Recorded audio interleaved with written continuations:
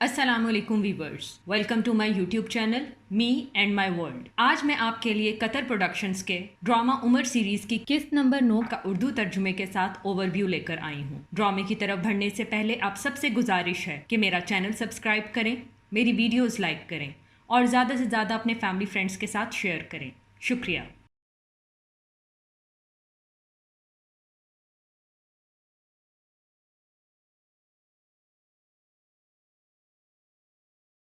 اس قسط کا آغاز ابو الحکم کے خطاب سے ہوتا ہے۔ ابو الحکم مجلس میں لوگوں سے کہتا ہے کہ اس سب کو شروع ہوئے 7 سال ہو گئے، اب تم لوگ کیا کرنا چاہتے ہو؟ تم سب لوگ بہتر جانتے ہو کہ اس مصیبت کا ذمہ دار محمد ہے۔ خدا کی قسم تم لوگ سکون کی زندگی نہیں گزار سکتے جب تک وہ زندہ ہے۔ اگر ہم اسے قتل کر دیں تو یہ سارا معاملہ ختم ہو سکتا ہے اور سب پہلے جیسا ہو سکتا ہے۔ تو پھر کیا ہاشم قبیلہ تم لوگوں کے ساتھ لڑ پائے گا؟ تم لوگ امیر ہو اور تم لوگوں کے پاس سب سے بڑا فوجی دستہ ہے۔ ہاں، اس وقت وہ ان کی حفاظت کر رہے ہیں، البتہ اگر ہم ایک ہو جائیں اور انہیں قتل کر دیں تو مجھے نہیں لگتا کہ وہ خود کو تباہ کرنے کی جرت کریں گے۔ ان لوگوں میں سے جو سمجھدار ہوں گے وہ کہیں گے کہ جب ہمارا بندہ زندہ تھا تو ہم نے کبھی اسے مایوس نہ کیا، ہم نے اس کی حفاظت کرنے کی پوری کوشش کی۔ اب وہ مر چکا ہے اور اگر ہم سب بھی مر جائیں تو انہیں واپس نہیں لا سکتے، بس وہ محمد کے قتل کا فیصلہ کرتے ہیں۔ اس منظر میں ابو طالب خطاب کر رہے ہوتے ہیں اور کہتے ہیں، اے بنی عبد المطلب، ہاشم قبیلے کے لوگوں، یہ لوگ میرے بھتیجے کے خلاف منصوبے بنا رہے ہیں، اس لیے آج سے وہ ان کے منصوبوں سے محفوظ نہیں ہیں۔ ہمیں ان کی حفاظت کرنی ہوگی۔ ہم یہاں پر کھڑے رہیں گے محمد کی حفاظت اور ان کو بچانے کے لیے جب تک خدا اس معاملے کو ہمارے اور ہمارے لوگوں کے حق میں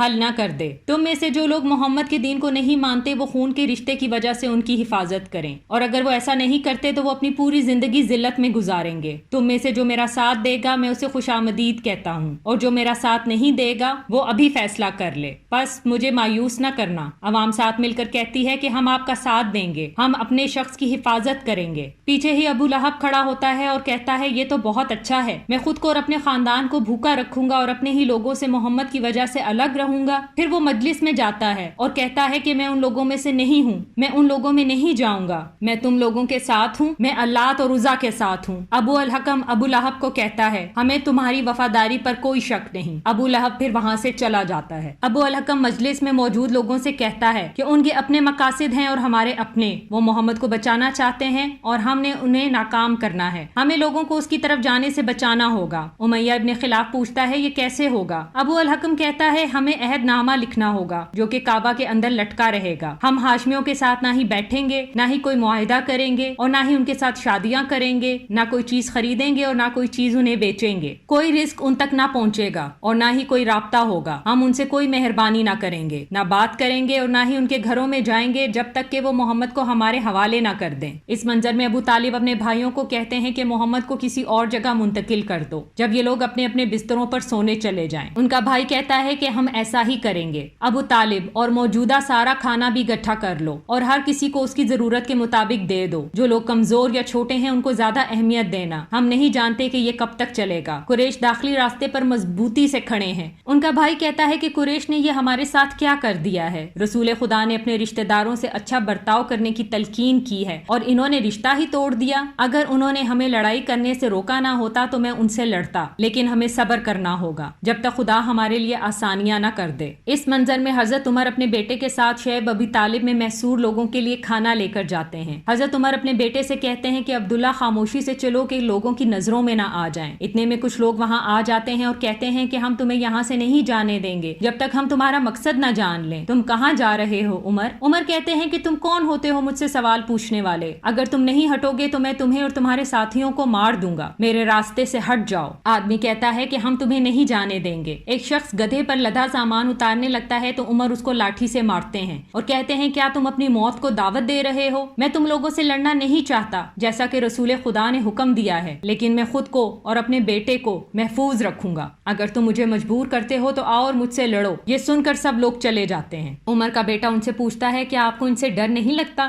عمر جواب دیتے ہیں خدا نے انسان کو ڈرنے کے لیے نہیں بنایا، نہیں تو وہ خود کو برباد کرتے۔ مشکل حالات میں بہادری تمہارے ڈر کو ہرا سکتی ہے۔ اپنے مخالف کے دل میں جھانک کر دیکھو تو وہ تم سے بھی زیادہ ڈر رہا ہوتا ہے۔ وہ اسی طرح اپنی زندگی کو محفوظ کرنے کا شوقین ہوتا ہے جیسا ابھی تم نے مجھ سے بیان کیا۔ تو میں نے جو کہا عبداللہ وہ تمہیں سمجھ آ گئی؟ عبداللہ ہاں میں سر ہلاتا ہے۔ اب ہمیں خدا کے رسول سے ملنے جانا ہے، تم اپنے گھٹنوں پر بیٹھنا، ان کے ہاتھ چومنا اور ان سے کہنا تمہارے لیے دعا کریں۔ عبداللہ کہتا ہے میں ایسا ہی کروں گا۔ عمر اپنے گدھے کی لگام کو پکڑ کر چلنے لگتے ہیں کہ راستے میں ابو بکر بھی مل جاتے ہیں، وہ بھی کھانے پینے کی اشیاء لے کر جا رہے ہوتے ہیں۔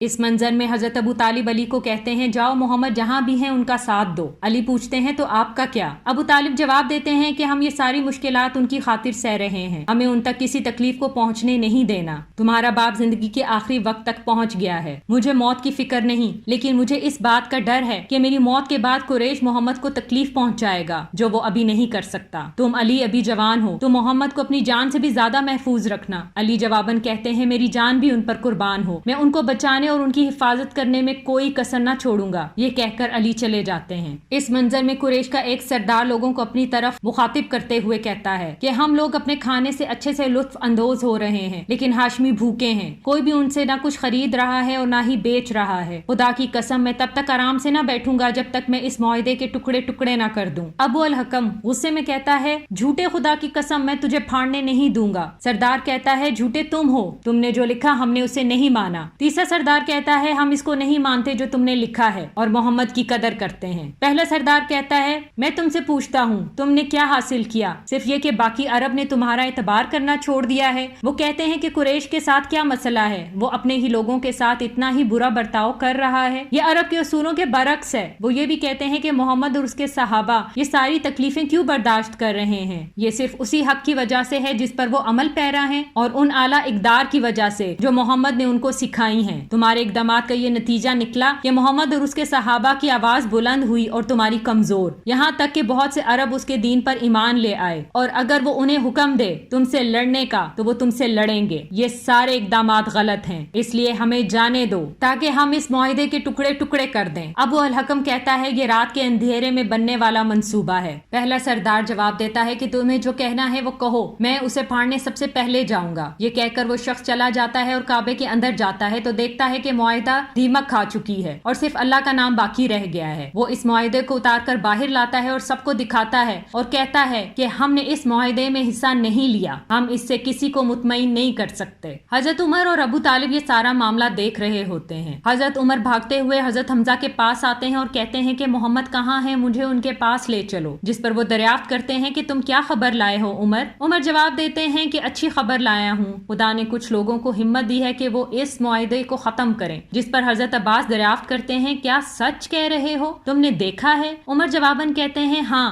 میں نے بھی اور ابو طالب نے بھی، لیکن میں ان سے پہلے تمہیں بتانے آیا ہوں، وہ میرے پیچھے ہیں، مجھے رسول کے پاس لے جاؤ۔ اور وہ سب خوشی سے چل پڑتے ہیں۔ عمر سب کو کہتے ہیں کہ اپنے گھروں کو جاؤ۔ سب زور سے بلند آواز میں پکارتے ہیں اللہ اکبر اللہ اکبر، اور یہ کہتے ہوئے گھروں کو لوٹنا شروع کر دیتے ہیں۔ اس منظر میں ابو طالب کی شدید علالت دکھائی گئی ہے اور علی ان کے سر پر پٹیاں رکھتے ہیں، کہتے ہیں خدا آپ کو جلد صحت یاب کرے۔ اتنے میں رسول خدا آ جاتے ہیں اور ابو طالب ان کو دیکھ کر مسکراتے ہیں اور کہتے ہیں کہ میرے بھتیجے کیا میں نے تمہاری حفاظت کرنے کی پوری کوشش کی؟ کاش میری زندگی بڑھ جاتی، اس لیے نہیں کہ مجھے زندگی سے پیار ہے لیکن تمہاری حمایت جاری رکھنے کے لیے، لیکن یہ وقت میرے جانے کا ہے۔ میرا بیٹا علی اور تمہارے دونوں چچا عباس اور حمزہ یہ تمہارے قریبی ساتھی ہوں گے، تمہارا کبھی بھی ساتھ نہ چھوڑیں گے، اور جب تم میرے بیٹے جعفر سے ملو تو یہی پیغام اس کو بھی دینا اور میرا سلام بھی۔ ابو طالب وفات پا جاتے ہیں۔